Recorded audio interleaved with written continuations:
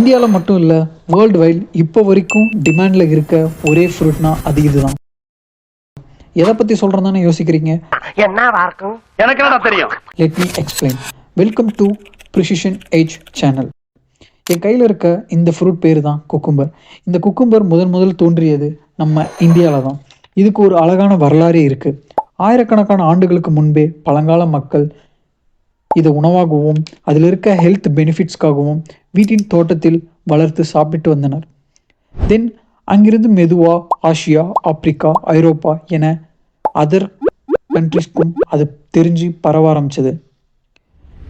இன்று உலகம் முழுவதும் பிரபலமாக ஹெல்த்தி ஃப்ரூட்டாக இருக்கு.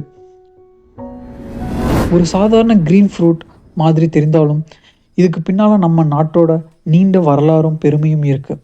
தேங்க்யூ ஸோ மச் ஃபார் வாட்சிங். See you in the next video. Don't forget to and like, subscribe.